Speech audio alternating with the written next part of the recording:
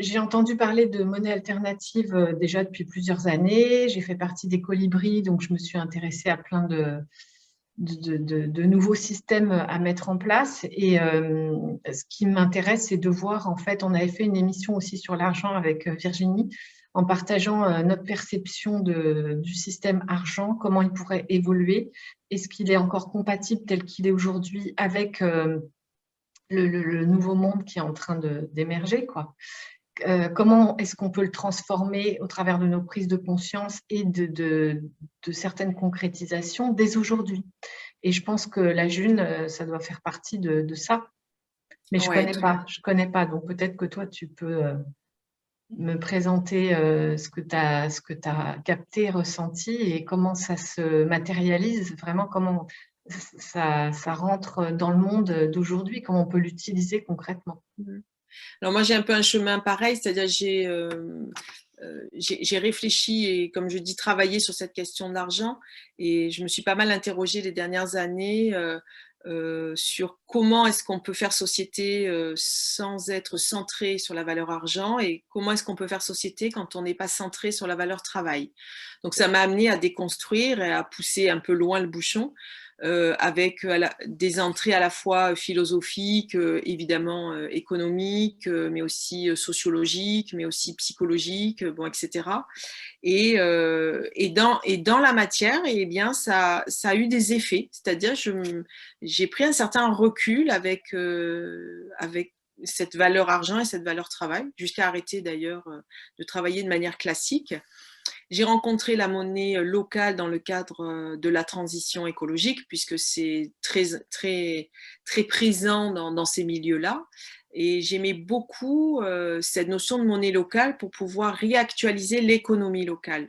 Et comme je dis, le nouveau monde, pour moi, va être à échelle humaine, en fait. Donc, que ce soit pour les déplacements, pour justement se nourrir, je pense que ça sera de plus en plus à échelle humaine et c'est ce que peut supporter la planète. Et ce qu'elle n'a pas supporté, c'est au-delà de l'échelle humaine qui crée des déplacements et des pollutions incroyables, qui crée de la surproduction avec un gâchis terrible, puisque j'entendais hier que 30%, je crois, je sais plus, c'est 30 ou 50% de la production alimentaire est jetée, tellement Oui. qu'on n'arrive pas à la consommer, Mhm. sans compter l'obsolescence des machines, sans compter, voilà. Donc il y a une surproduction qui est en train de détruire la planète, qui n'est donc pas à échelle humaine puisque nous ne consommons pas ce que nous créons. Or, il faut revenir à ça. Donc Et j'aimais beaucoup on est en train de revenir, je trouve, parce que depuis les confinements, on a bien vu qu'il y a eu une redistribution de la production et que tout le monde a été vers une production locale et a fait un effort vraiment pour pouvoir faire revivre tout ce tissu qui est dans notre proximité géographique. Donc ça s'est fait aussi grâce au Covid, ça. Ça s'est oui, accentué parce que ça ça s'est existait. accentué parce que ça avait déjà bien commencé quand même, et c'est ça qui est intéressant dans ce qu'on est en train de vivre, c'est-à-dire que c'est de repérer que les expériences qui ont été menées un peu à bas bruit ou cachées, enfin cachées pas parce qu'elles voulaient être cachées, mais on les voyait pas en surface parce que c'était trop local ou ont servi complètement de soutien et de résilience au moment du début de la crise sanitaire et notamment au moment des confinements. Et ça, c'est une expérience, par exemple, qu'on a vécue au Jardin Partagé, où ce Jardin Partagé est devenu un lieu de partage, d'entraide, de rencontre, de joie. C'était magnifique comme expérience. Donc, du coup, et puis j'aime beaucoup aussi la manière dont tu es en train d'en parler, parce que on parle d'échanges de biens, on va dire, et tout de suite, tu mets en avant la reliance entre les humains. Et c'est ça qui est aussi intéressant dans le local, c'est qu'on n'achète plus un objet standardisé dans un supermarché, on ne sait pas d'où il vient, on ne sait pas avec quoi il est fait, mais on va à la rencontre de celui qui l'a créé ou qui l'a produit, et là, il y a une rencontre humaine. Et du Il y a de la coup, conscience. exactement, et Dans obligatoirement, l'objet, ouais, tu sens la oui, conscience de la personne que tu as rencontrée. Tu es en c'est connexion avec. ça, c'est ça. Alors, c'est juste une petite parenthèse, mais il y a une vingtaine d'années, avec une amie, on avait voulu créer une sorte de, je sais pas quoi, d'activité, on va dire, et on crée des objets. Et notre idée, c'était au tout début d'Internet. Notre idée, c'était d'étiqueter des objets artisanaux en mettant le nom de la personne qui l'a créé, qui l'a fabriqué, évidemment l'origine du pays.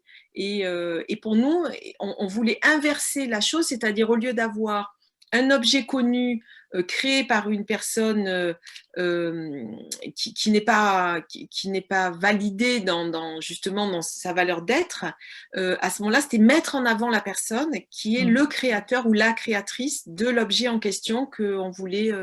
Donc, on avait cette idée de consomme-acteur. Donc, c'était au tout début de cette idée-là.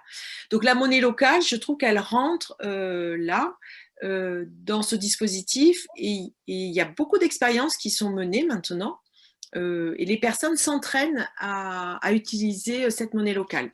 La différence avec la June, qui est une monnaie libre qui pour l'instant fonctionne par Internet, par des outils téléphone, tablette, ordinateur, c'est que les monnaies locales sont encore assujetties à une monnaie souveraine, comme l'euro par exemple pour nous. Et ces monnaies sont des monnaies dettes. Et ce qui est intéressant avec la June, c'est que ça déconstruit cette notion de monnaie dette. Donc, elle a été inventée par Stéphane Laborde, qui est un mathématicien toulousain et qui a écrit la théorie, alors je ne me rappelle jamais le nom de son livre, la théorie relative de la monnaie.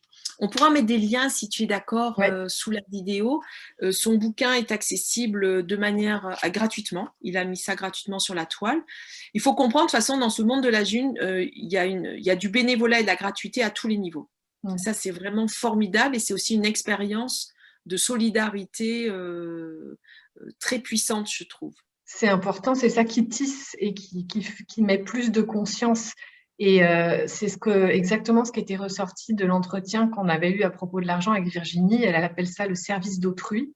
C'est clair que pour que notre système d'échange argent puisse évoluer, c'est à nous de nous investir et de changer la valeur en fait de l'argent. Mais alors, est-ce que tu peux préciser ce que tu entends par monnaie dette pour revenir, pour essayer de comprendre le mécanisme, le système June?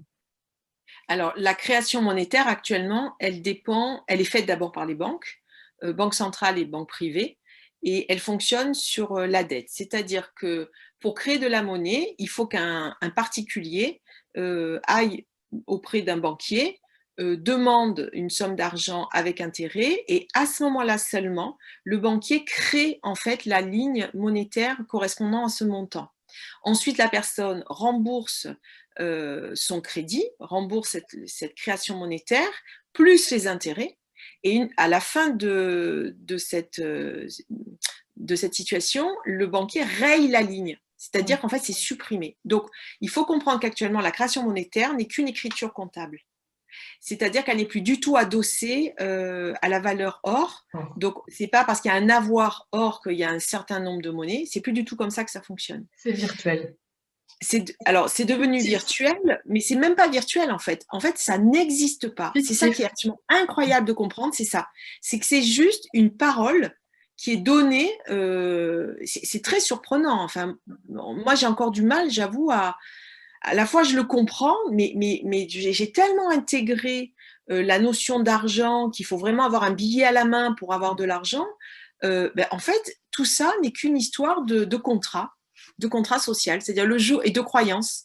Et le jour où collectivement nous décidons de ne plus croire à cette narration, alors là on est encore sur l'histoire de la narration et de la narrative, le jour où collectivement on décide de ne plus croire à cette narrative, eh bien tout s'effondre en fait. Et alors après il y a plein d'autres façons, il y a eu aussi actuellement le sel et puis il y a aussi le troc. Mais ce qui m'intéresse dans la June, c'est que du coup, donc au niveau de la monnaie dette, est-ce que c'est clair ou... Oui. C'est important de savoir de quoi on parle. Mais tu as raison. Donc, la monnaie June, justement, comment elle est structurée? Donc la monnaie June, en fait, c'est une formule mathématique, donc inventée par Stéphane Laborde, qui crée de la monnaie à partir du moment où un être humain est reconnu vraiment comme un être humain vivant par 5 autres êtres humains.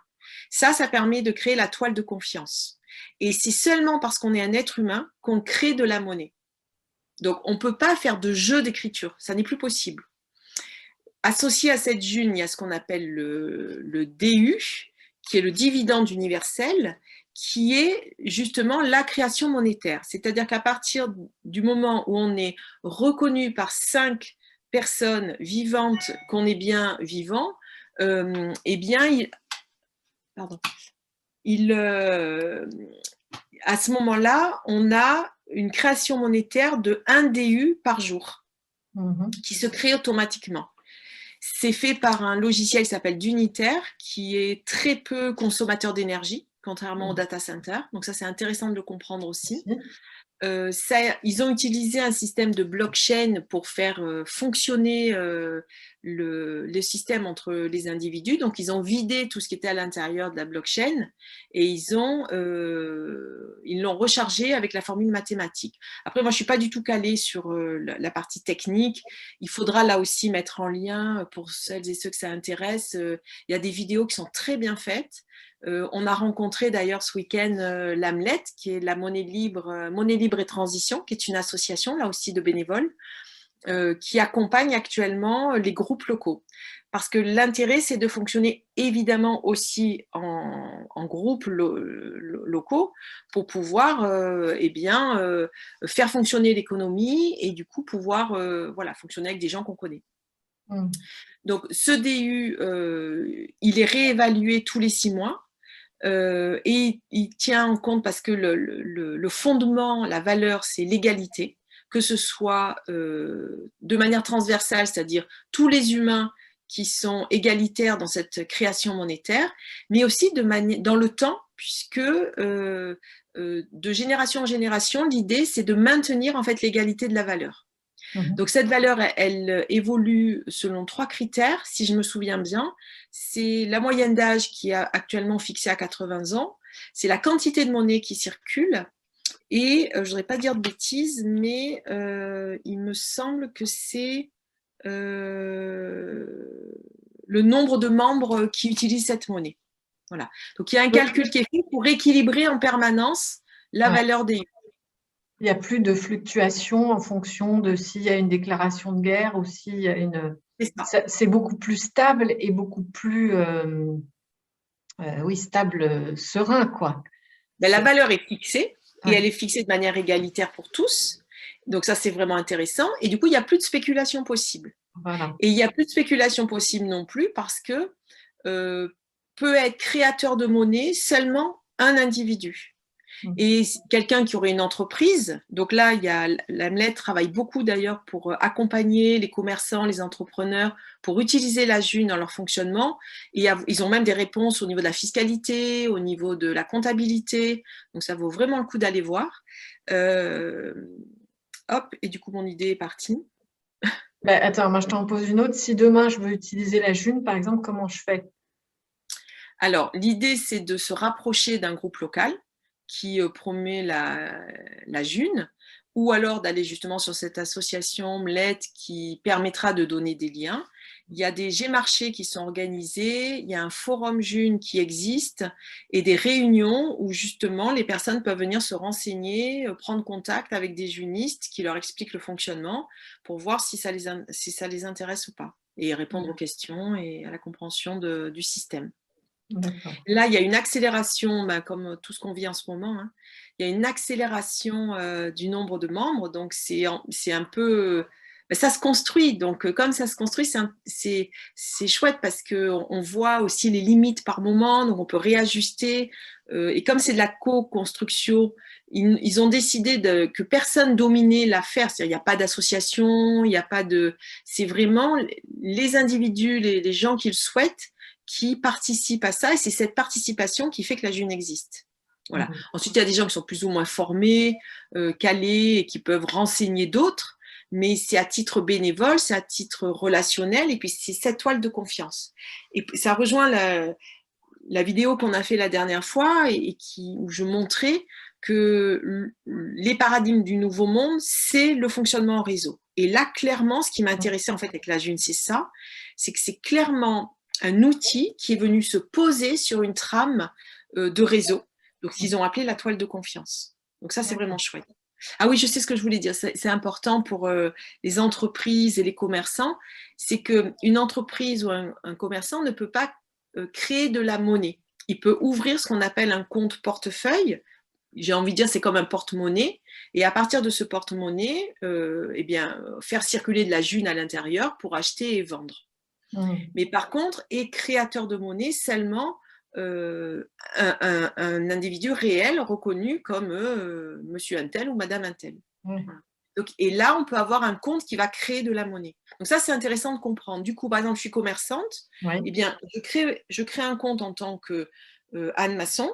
Là, je crée de la monnaie. Mais à côté de ça, je vais ouvrir des portefeuilles et notamment, par exemple, un portefeuille pour mon activité de commerçante.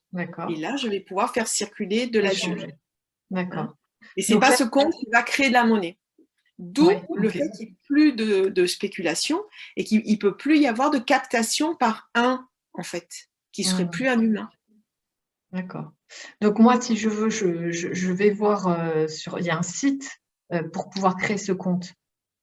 Alors, en fait, pour créer les comptes, c'est aller voir des vrais gens, parce que pour créer un compte, tu es obligé… Oui, il y a un site, bien sûr, je dis des bêtises. C'est Cesium qui est en charge notamment de réceptionner cette possibilité. Donc, il faut télécharger Cesium. Ensuite, il y a 2 autres sites intéressants. Il y a ce qu'on appelle celui qui relie les G-marchés, donc où les gens viennent se rencontrer, faire des apéros aussi, des apéros June, ce qu'ils appellent. Ils peuvent vendre soit des objets, soit par exemple quelqu'un qui vient faire des crêpes parce qu'il n'a pas d'objet à vendre, ou peut-être il y a de plus en plus de thérapeutes, c'est intéressant ça, qui se sont mis à utiliser la June aussi dans leurs possibilités de paiement. Souvent c'est des pourcentages parce que dans cette transition, on a toujours nos charges à payer en euros, donc il y a des vraies charges. Donc c'est important de pouvoir aussi être rémunéré, bien sûr, aussi en euros, en tout cas pour les entreprises et les commerçants. L'AMLET d'ailleurs propose des 10-90, 20%, 80% ou 70-30. Après, c'est aux personnes de choisir. Mais évidemment, il y a cette réalité. Et il y a aussi une expérience actuellement qui est faite avec une monnaie réelle, c'est-à-dire une monnaie papier. Il y a un groupe qui est en train d'expérimenter avec une monnaie papier.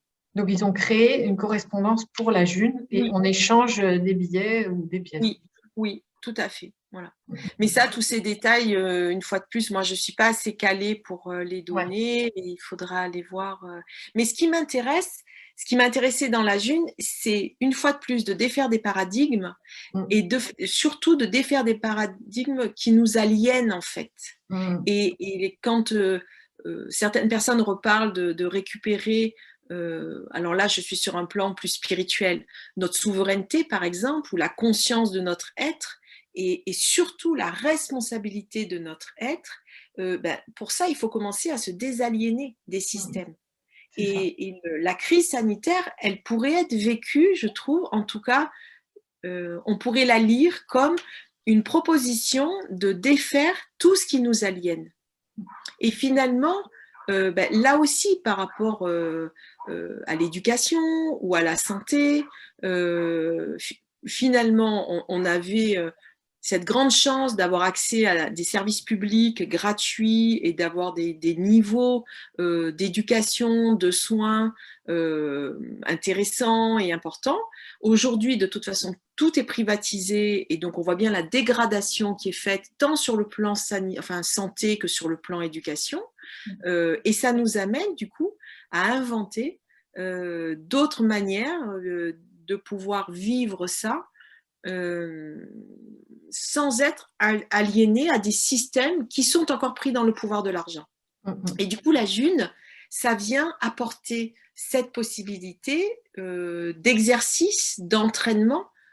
Moi, il me semble, intuitivement, je sais pas, je vois quelque chose d'un monde où il n'y aura plus d'argent. Parce qu'on n'aura plus besoin parce que notre conscience sera harmonieuse, en fait, il y aura quelque chose de l'harmonie et du coup de l'abondance. Si on revient à une échelle humaine, comme je disais, il n'y aura plus besoin d'être dans la peur du manque ou dans la peur, parce que tout sera là localement, ça s'équilibre entre le nombre d'individus et le nombre de ressources, il y aura de l'harmonie entre les individus. Moi, je vois même qu'à terme, il y aura peut-être plus de professions, il y aura peut-être des fonctions, on aura une fonction, on aura des actions, mais on ne sera plus identifié. Par exemple, de Oui. plus en plus de personnes ont plusieurs fonctions. Actuellement, ils disent, ah ben moi, j'ai plusieurs métiers. Et moi, j'aime bien penser que ce sont des fonctions dans la cité, dans la société. Et je pense que c'est ça qui va se passer. Et puis même dans une vie, par exemple, ça aussi, c'est un entraînement qu'on fait depuis plusieurs années. C'est ça. Y a plein de personnes qui changent de métier, alors que la génération d'avant, on disait, non, non, c'est très important, tu as ta profession, puis alors surtout, jusqu'au bout, tu ne bouges pas pour avoir ta retraite. Et maintenant, ce n'est plus le cas. On On les change additionne ou ils se succèdent, mais dans une forme de complémentarité, c'est-à-dire qu'un a nourri l'autre, qui permet de passer, de révéler autre chose de soi, de créer, de se révéler autrement, révéler sa créativité. Et ça, je trouve ça vraiment génial et ça devient complètement normal. Et toi, ça te correspond aussi parce que ça te permet d'exploiter en fait toutes tes grilles de lecture. C'est ça, ouais. Et je trouve que chez les gens, enfin en tout cas ils en témoignent, des personnes témoignent que d'avoir osé expérimenter une autre partie de leur être, justement dans une fonction, alors ça peut être à titre bénévole, ça peut être comme un métier, enfin comme un travail, mais ils s'épanouissent dans cet équilibre.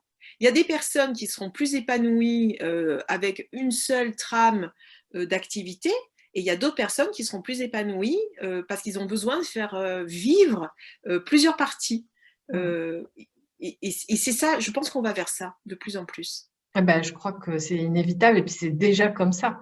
Mais Oui, statistiquement, et ceux qui font des études là-dessus, ils savent que je ne sais plus le nombre de métiers que vont faire des jeunes qui naissent aujourd'hui. Ils resteront ni dans la même entreprise, ni dans la même activité toute leur vie et ils vont changer entre 5 et 10 fois. Enfin, c'est déjà assez conséquent, quoi, ce qu'on arrive à prévoir, à anticiper par rapport à ça. Donc, c'est très riche, c'est très riche. C'est comme si on avait plusieurs vies en une, en fait. Mais aussi, c'est la possibilité d'exprimer différentes facettes de soi. Et moi, je trouve ça génial. Mais pour en revenir à la June, je trouve que tu nous as montré que c'était un terrain d'expérimentation qui est intéressant. Et moi, ce que j'ai beaucoup aimé, c'est le côté humain, de reconnexion entre les humains et de pouvoir prendre conscience aussi de notre valeur en tant qu'humain qu'on a tendance à perdre dans le truc collectif ou dans la société et une société, parce que finalement, quand on n'est plus en lien, en relation, on n'identifie plus ce que l'on a à partager, en fait, et notre valeur ajoutée et ce qu'on peut faire ensemble. Donc, de ce point de vue-là, je trouve ça très intéressant.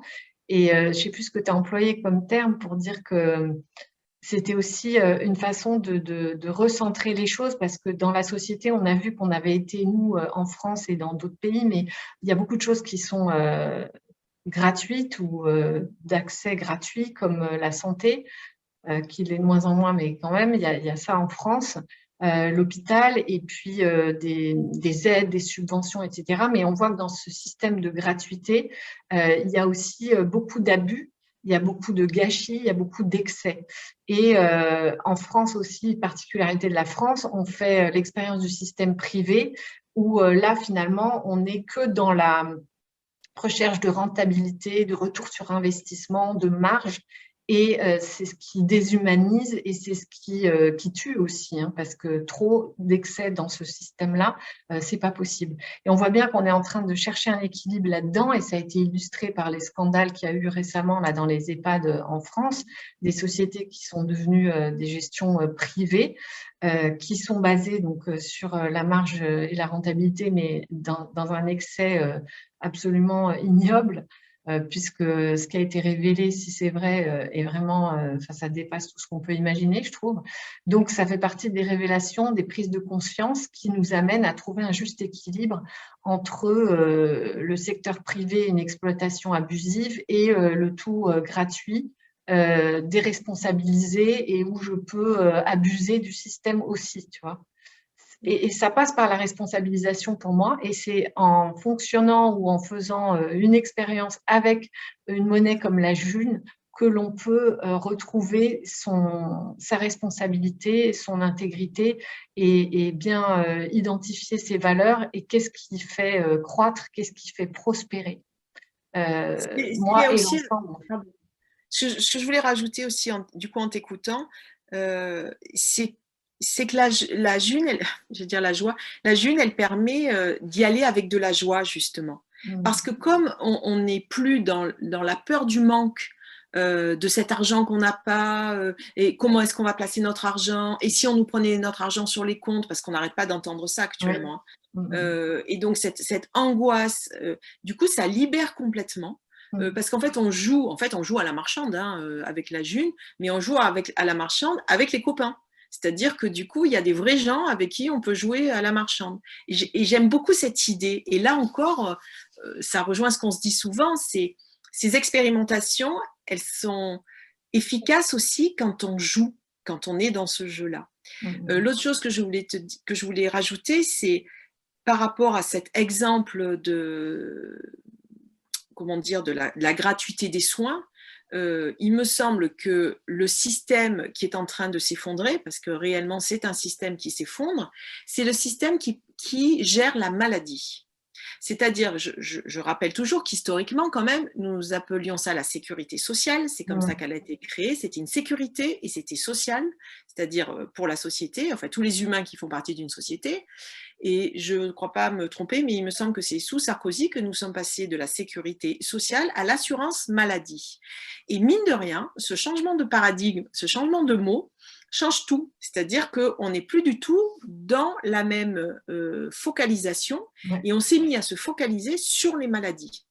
Or, on voit aujourd'hui, alors là, à travers la crise sanitaire, l'aberration du système, l'aberration dans le sens où c'est une aberration d'un système qui ne fonctionne pas, qui actuellement est dans le mur. Je passe tous les détails de tout ce qui a été mis en place comme la T2A, ce qui est un financement du service public dont les ministres de l'époque disaient on sait, ça ne marche pas, mais on n'a pas de plan B, mais on le fait quand même. Donc actuellement, ben voilà, on voit l'état de l'hôpital, hein, c'est une catastrophe. Mais ce qui est très intéressant, c'est qu'il y a eu aussi la montée des laboratoires pharmaceutiques. Ce que je disais la dernière fois, à un symptôme est associé une molécule ou bien un soin direct, enfin une espèce de thérapie directe ou un acte chirurgical éventuellement, mais plus aucune narration, plus aucune histoire du symptôme, plus aucune prise en compte de la personne, de ce qu'elle vit, de l'historique. Alors heureusement, il y a encore des médecins qui font de la clinique, hein, mais bon, la majeure partie quand même, c'est plus ça qui se passe. Et ce qui est passionnant, c'est que qu'est-ce qu'on voit émerger? Depuis quelques années, on voit de plus en plus de personnes qui, parce qu'elles peuvent aussi, mais pas seulement, parce qu'elles font des choix d'aller comment dire, d'aller vers une santé alternative, une prise en soin alternative qui, elle, a une autre narrative et sur narrative de la santé. Et actuellement, ce système parallèle fonctionne de plus en plus, même s'il est très entravé, comme par exemple le fait que l'homéopathie n'ait plus été remboursée, qui est quand même là aussi une aberration. Ensuite, ils sont en train d'attaquer les huiles essentielles. J'entendais dernièrement, mais c'était complètement ahurissant, qu'ils sont en train d'envisager d'interdire la vitamine D. Enfin, et moi, ce que je trouve génial, c'est que ça ne marche plus. C'est-à-dire que les gens ne les croient plus. Même s'ils font des tentatives d'interdire cette alternative, eh bien les personnes se débrouillent quand même de toute façon pour aller de plus en plus vers des soins qui sont en adéquation avec les nouveaux paradigmes. Et basculer du côté de cette alternative, c'est basculer du côté de la santé et laisser tomber la maladie. Et je pense que là aussi, on a un travail à faire sur nous. Ouais. Et la June, elle peut soutenir ça. Et c'est ça qui est génial, c'est que la June, elle peut le soutenir. Ouais. C'est-à-dire qu'avec cette monnaie qui se crée, finalement, juste parce qu'on est vivant, on a une création de monnaie. Du coup, on n'est pas dans l'impression de manquer, on n'est pas dans cette impression qu'il faut qu'on s'accroche à son avoir. C'est que cet argent devient une énergie, en fait. Ça devient non plus un avoir, mais une énergie pour pouvoir vivre ce qu'on a à vivre et partager avec d'autres. Voilà. Ouais. Et ça, c'est extraordinaire. Ouais, c'est un renversement des choses et qui, comme tu dis, ça active plus la charge peur, quoi, l'émotion peur avec tout ce qu'il y a autour et qu'on porte tous sans s'en rendre compte puisqu'on est élevé comme ça et c'est dans notre ADN. Et donc, c'est un renversement c'est un changement de paradigme. Et oui, complet. Ben, merci pour ce partage parce que j'aime bien aussi pouvoir faire des ponts entre les différents plans et domaines de nos vies. Tu parles de la santé qui peut être vécue différemment grâce aussi à la June. Donc, c'est bien que tout ça s'imbrique et ça se tisse. Ben, je te remercie beaucoup parce que j'aime bien aussi pouvoir partager des choses concrètes que l'on puisse expérimenter et pas rester seulement dans la théorie ou dans nos perceptions. Parce qu'il est vraiment temps de pouvoir expérimenter les choses, quoi, et d'agir et de bien prendre conscience que nous sommes les acteurs. Bon, et un grand merci à toi, Coralie, pour toujours cet échange. Merci pour ton éclairage et ton partage. Ouais, pour moi aussi. Bonne fin de journée à tous. Si vous avez des questions, n'hésitez pas à les laisser sous la vidéo et puis surtout d'aller voir l'espace description de la vidéo où vous trouverez les liens dont on a parlé au début de cette vidéo. À très bientôt.